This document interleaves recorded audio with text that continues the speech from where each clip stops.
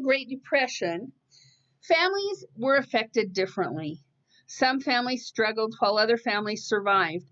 Others had to pack up everything they had left and walk away from everything they knew and move to a place that they did not know, anywhere they were going that they could work.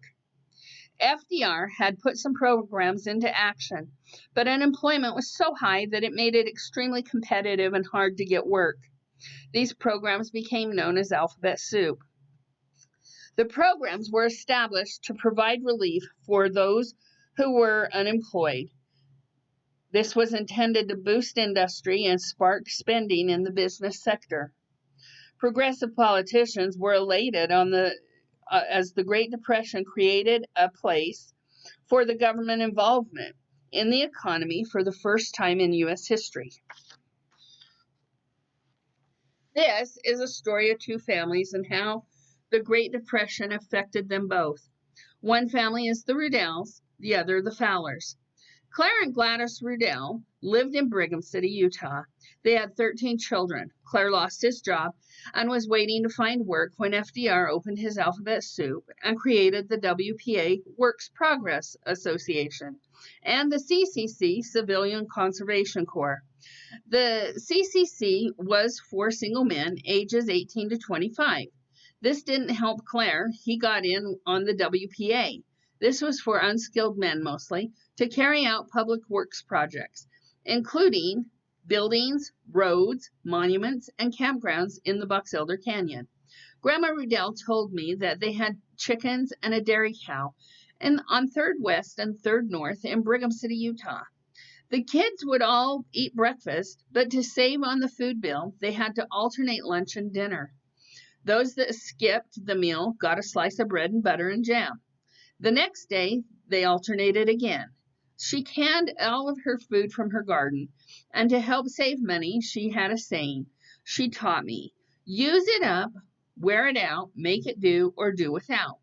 She took old clothes and repurposed those clothes into hand-me-downs and handmade items, and quilts.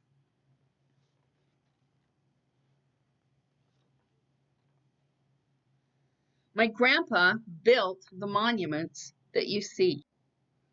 The story of Max and Chloe Fowler is quite different. Max and Chloe had only 3 daughters.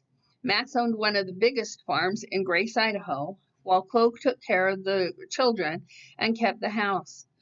To help save money, she too canned her own food from their garden. But they did not need to buy their meat. They had cows and chickens and lambs.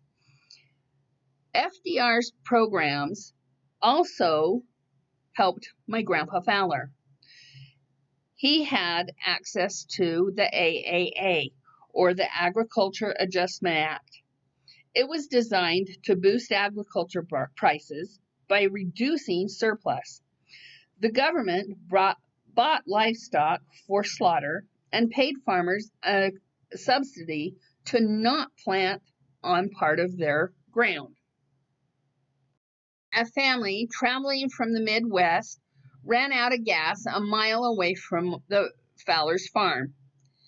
The man walked to my grandpa's house and asked him if he could help him. My grandpa told him that instead of paying him, he would set aside a certain amount of money and let it grow until they could get to Oregon. If the man would help him run his farm, and the woman would help clean my grandma's house and help take care of the children.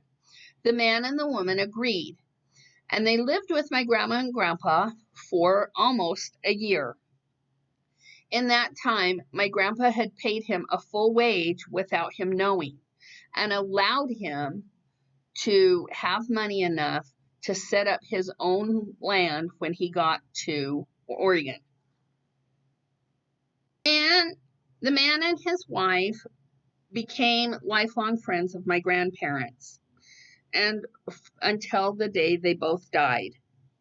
The man was hard on his luck only because of circumstances, not because he was lazy, not because he didn't know how to use his money, but because during the Great Depression there was also a great dust bowl, a drought that lasted for a very long time and made it so that farmers in the Midwest could not farm. I think that people in the cities had it harder than people who lived in rural America, mostly because the people in the cities lived off of the factories and the people in the rural areas were more self-sufficient. This is just 3 stories of 3 different families and how they survived through the Great Depression. Others were not